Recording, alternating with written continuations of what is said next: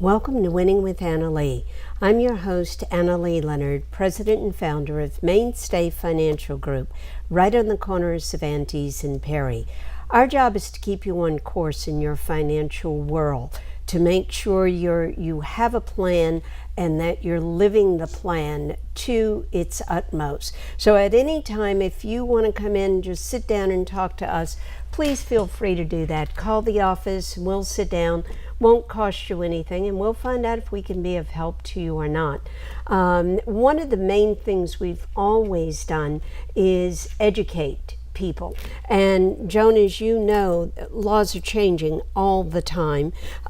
Just when we have something and we think we got it down pat, doggone it, they change it again. And you need to know that those things are coming about. So one of the things we wanted to talk to you about today, because it's been on people's minds for a while, we get phone calls about it. When is my new Medicare card coming? Here you go.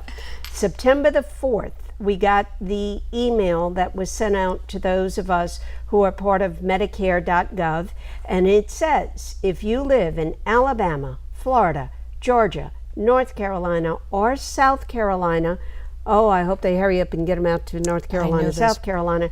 Keep an eye on your mailbox. Your new Medicare card is on its way. Now, this can take at least a month in each of the states, so don't get nervous if you don't get yours right away. There is a site you can go to, mymedicare.gov account. You can set up an account there, just like Social Security, right? Yes, that's correct, yeah, and I urge people to do that. It is very, very helpful to do that.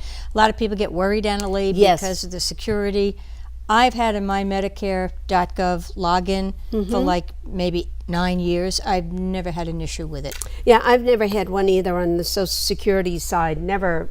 So, and we're not saying things can't be hacked, they can, but this site I think will give you the information you need. Now, what's happening, these new cards are being sent out. You will notice as soon as you get it, and you're going to see one on the screen, you will have an entirely new number. It's no longer your Social Security number, and they did that for security reasons. That's didn't exactly they? right. Yeah, the legislation was passed several years ago, said that to cut down on fraud, that our Social Security numbers would be coming off of our Medicare cards. And consequently, that's why we're all getting a new Medicare card with, it almost looks like a scrambled number. It's going to be much harder to remember because it's a combination of letters and numbers. It means absolutely nothing. It's no identifying information like your Social Security number. But it'll be on the card, and it'll be like we used to, Medicare A effective, Medicare B effective. Just replacing our old cards. And you just carry that with you. They tell you destroy the old card. Absolutely destroy it. Carry the new card with you. And you know, I always found that strange because they'd always say, don't carry your Social Security card. Don't carry your Social Security card. But carry your Medicare card when you go to the doctor. And what does the Medicare card have on it? Your Social Security card. So it just didn't make sense to me. So I think it's a great thing that they're doing. Destroy the old one, and of course if you've got another card because your insurance card, your supplement, they need to bring that too. That's an important piece. If you have a Medicare Advantage plan, you really need to you keep that card. That doesn't change. However, your new Medicare card, you have that. You might want to bring it to your provider the first time you go in case they ask for your new Medicare card. But basically, you know, when you're in a Medicare Advantage plan, you don't use your red, white, and blue Medicare card. You use the card from the insurance companies that provide your plan itself. So be on the lookout for that. And we also wanted to tell you, Joan just got back. You were gone for 3 days and went to a training class specifically on Medicare. So you want to tell us a little bit about what you learned? Yeah, well, believe it or not, it made me realize, Annalee, how much we at Mainstay know about Medicare. Absolutely. Thanks to you, Joan. I was truly pleased as punch that so many of the things they were covering, we teach our people already. We teach people who come we educate them about Medicare. I did learn some new things, and of course, one of the biggest things that people need to be aware of that you might be hearing is Medicare supplement plans F and G. Oh, we're adding more to the F alphabet and G, soup. yes, right. Okay. So if you have if you're going to be new to Medicare after 2020, supplemental plans that pick up the deductibles and coinsurance amounts for regular Medicare, original Medicare, those plans are no longer going to be offered. But what's really important is if you do have a plan F or a G, you can keep that plan. It's not going away for people that have a plan currently, that have been on Medicare for a while. So they're grandfathered. They're grandfathered in, okay? So don't get worried about that you will be able to keep that plan after 2020, but anybody new to Medicare won't be able to get one of those plans. And the reason is because it's first dollar coverage, what we call, because you don't have anything out of pocket with, and I said G, I meant C. It's plans C and F, I'm sorry, not G, C and F. Both plans C and F cover the Part B deductible.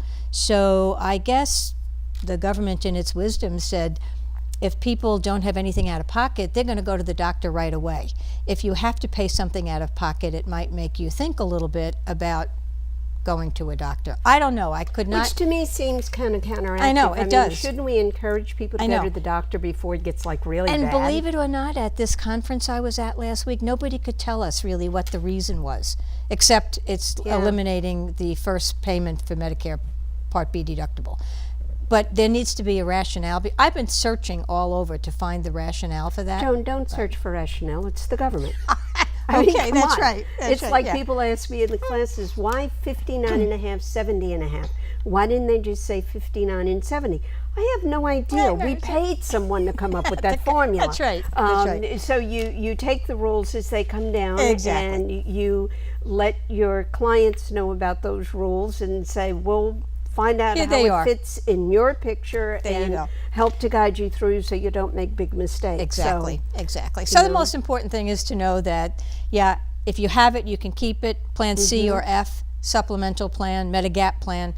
If you're new after 2020, you won't be able to purchase one of them. You'll get one of the other plans that are out there. So come and see us if you've got questions. I can help you with that. Call us at the office. The number is on the screen.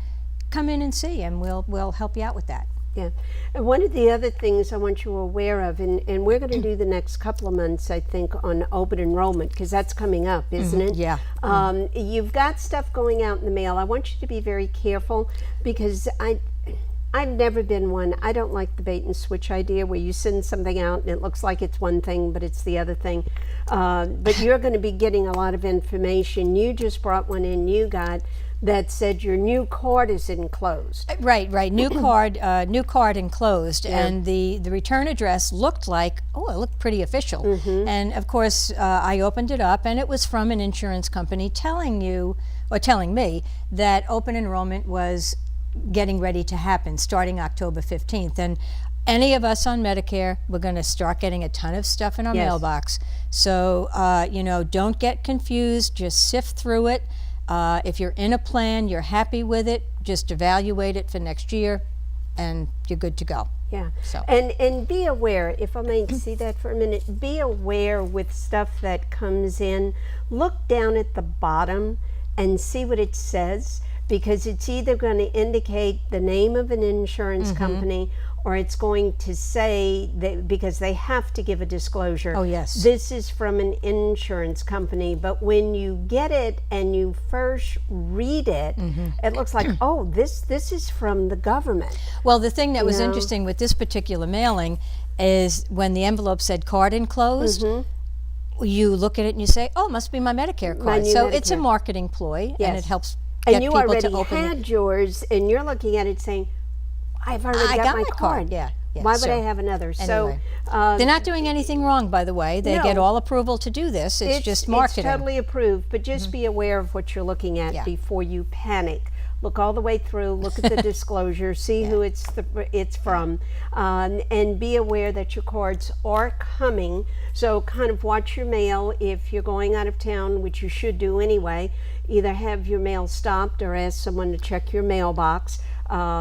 because there are people that go around and they take people's mail out of mailboxes. So please be careful with that. Annalee, one of the other things we want to make sure to tell our viewers is that there are they took away the Social Security numbers to avoid fraud, but already, as you say, the scumbags are out there. Scumbags are out. They're trying to fraudulently get people to give information. One of the big things is, hey, we have your card, but we can't mail it till you send us $25. Right. Well, scam. Medicare will never ask you to do anything. First of all, Medicare doesn't call you unsolicited. So always know that. Don't fall for any scams. If you feel as though you are getting fraudulent or scam calls, call 1-800-MEDICARE. They want to know. Just call 1-800-MEDICARE and let them know, hey, this is what's happening here in my area. The other one that's going on is they'll call you and ask for your Social Security number to be sure they're mailing you the right card. That is a total scam. All they're trying to do is get the Social Security number. So again, Medicare will not call you for that. They have it. They're not going to call you. They've got it. They know what they're sending to whom. So just please be very careful with any of that. Call Medicare, or if you call Joan, she'll help you walk through things. Just please be aware and be very careful of what's going on out there. And if we can help you through any of that, we'll be glad to. When we come back from break, I'm going to hit on a question that's going all over the place right now, and I'm getting phone calls. Clients are asking me, because of the new tax laws, should we just go ahead and pay off our mortgage? And everybody who knows me is going to love my answer. You probably already know what I'm going to say. It depends. And when we get back, I'm going to tell you what it depends upon, because there are a lot of things you have to look at before you just pull the trigger and say, oh, okay, I can't take a tax deduction anymore on the interest on my home, so I'm going to go pay off my mortgage. So we're going to talk about what are some of the things you need to be aware of and how you need to run numbers before you make that big of a decision, because that's a very big decision, okay? So we're going to take a short break. And when we come back, we're going to talk about paying off your mortgage. And again, if you have any questions on Medicare, call our office, 437-3127. Joan will be glad to help you out with those. And you're teaching a lot of classes coming up. Yes, yeah, and we'll post those on the screen so people can know what they are. Yeah, because open enrollment you need to know. We'll be right back. Retirement strategies come in all shapes and sizes. One strategy does not fit all when it comes to reaching your retirement goals, and considering all your options may be, well, more than you want to think about. So whether you're looking to retire or already living in retirement, you need a strategy tailor-made for you. Hi, I'm Annalee Leonard with Mainstay Financial Group, and I'm here to design a financial plan for you and for those that you love. Hart, what's going on? I'm leaving. Why? What did I do? Not enough. You constantly ignore me. You barely eat anything healthy. You're half as active as you used to be. The pressure is just too much. I quit. Okay, I get it. I'll do better. Just, please, don't leave. Okay. But remember, if I go, you go. Listen to your heart. Don't let it quit on you. Uncontrolled high blood pressure could lead to stroke, heart attack, or death. Get yours to a healthy range before it's too late.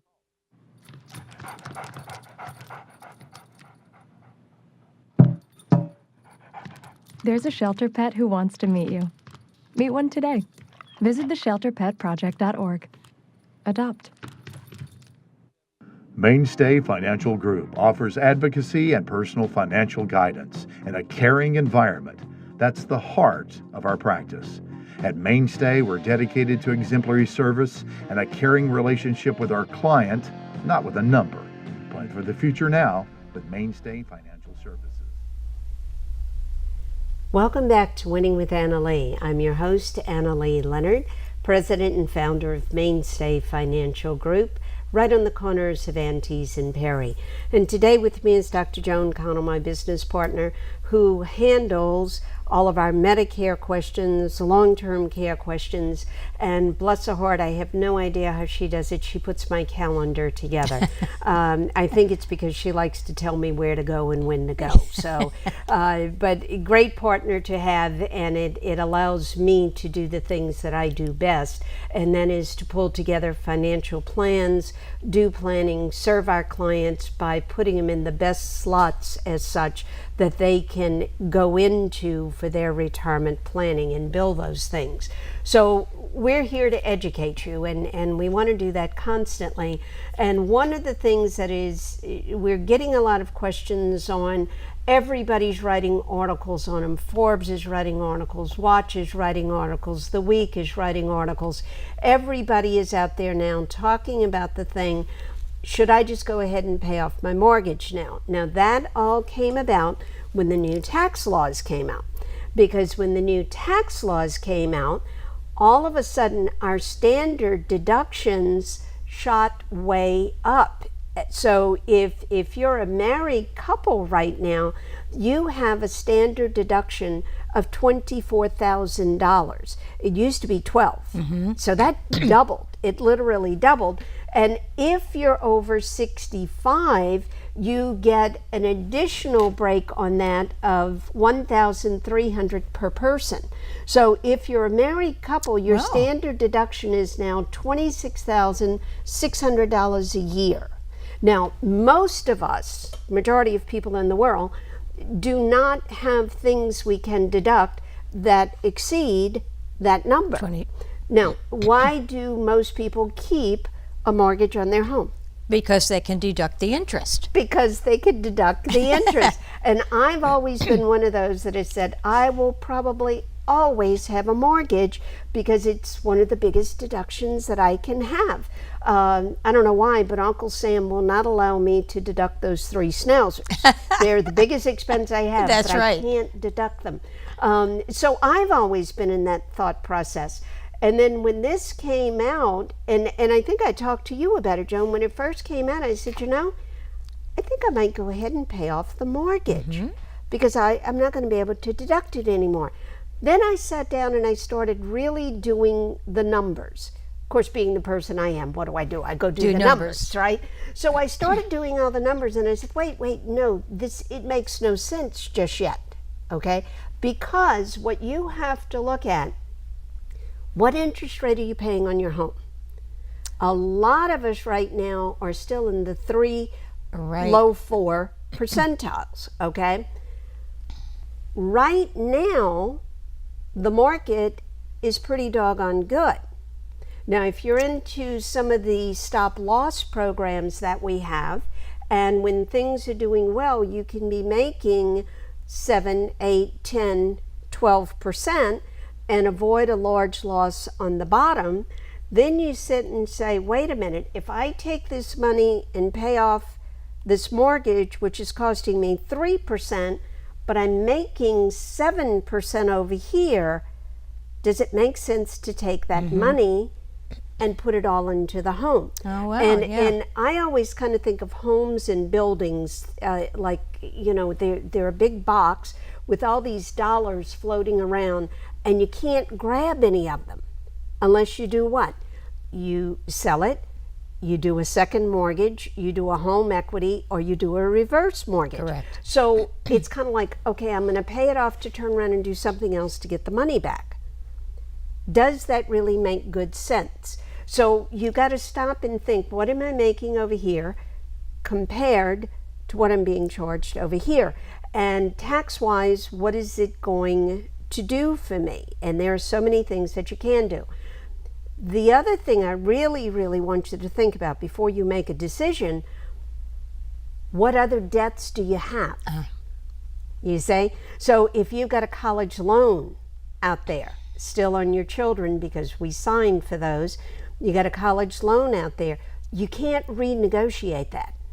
And it's not at 4%. It's not at 4%, I can tell you, okay? We need to get rid of that. If you got credit card debt, pay that off first.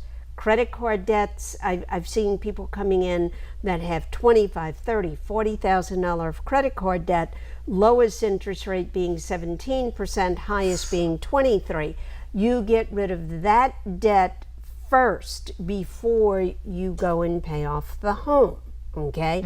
Again, 23% versus 4%. Which one is eating a hole in the bottom of my pocket? It's not this one, it's this one, okay? Correct. So look at that scenario. What debts do I have? What should I pay off first before I do that? Then here's the big one you got to be really careful of, and I see a lot of people do this. They become what we call property rich, cash poor. A lot of people do that. Oh yeah, I paid off my house and now I bought this other piece of property and I'm paying on that, and as soon as that's paid off I'm going to buy another piece of property. I'm not saying there's anything wrong with buying property, but if you don't have a cash backup, and as we always say, life happens, okay, where do you get the money from? Well, I'm going to sell a piece of property. Well, it might take you a year to 2 years to sell that property. Right. We have another major fall in worth of real estate because people don't like to realize that real estate, like anything else, is cyclical. It goes up, it goes down. You may not want to sell a piece of property at that point because it's down. So own your property if you want to own property, but you got to make sure you got that fluid money, that cash money, the money that's giving you tax advantages either today or down the line. That would be things like your 401k, your Roths. The Roth doesn't give you a tax advantage today, but huge tax advantage down the line, okay? Then you got to look at, okay, how close am I to retirement? And do I want to go into retirement debt-free, or do I want to go into retirement with liquid cash to do the things that I want to go and do, that I've saved up all these years to be able to go out and play? Okay? So you think about those things and don't let it be a knee-jerk reaction. You know, I had somebody call me and say, well, Annalee, what I'm going to do is I'm going to do a home equity loan and I'm going to go buy property because now I can claim that home equity loan. No, you can't. Not anymore. It's got to be substantial improvements on your home. Oh. Oh, Yeah. wow. That's Okay. interesting. That's the only way it can become usable as a tax instrument. So, you know, be careful of what you're doing before you make decisions. Have your team work together. And by your team, I mean your financial person, your tax person. Those two together should be able to look at everything and give you the pros and the cons. As I always say, the numbers don't lie. If you put the right numbers in, and we always show you that these are the numbers we put in to come to this conclusion, this is what the numbers show, then you can make an educated decision. You know, because too often when things come about, the tax laws change, so we get a knee-jerk reaction. Now, this is the other thing we got to think about. How long are we going to have these tax laws? That's what I was going to ask you. Nobody knows. Are these going to sunset or? Well, they're set to sunset in 2025 unless they're abolished before that time. And they could be. I mean, you know, most of us don't remember some of the tax changes that have taken place, but this is no new thing. Our tax tables have changed over and over and over again.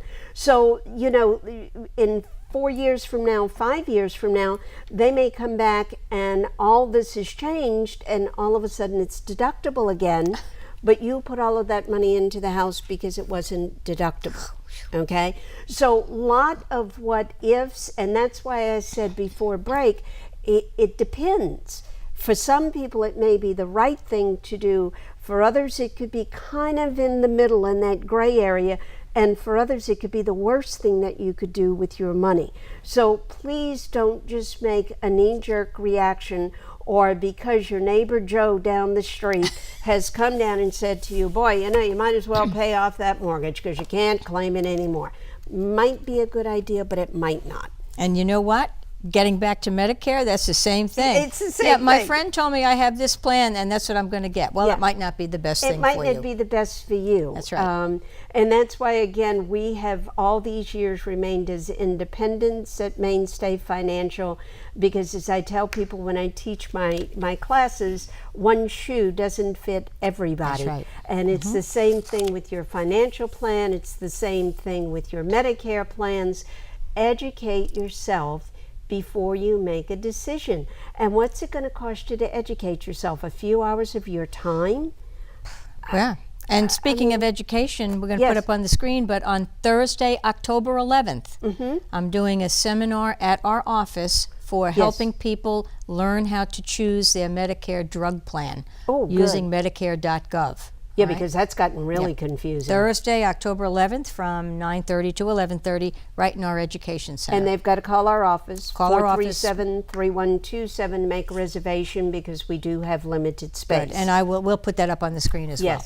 Yes. So call the office and the date again, Joni, Thursday, October 11th, and time. 9:30 to 11:30. 9:30 to 11:30, right at the office. We'll have coffee for you.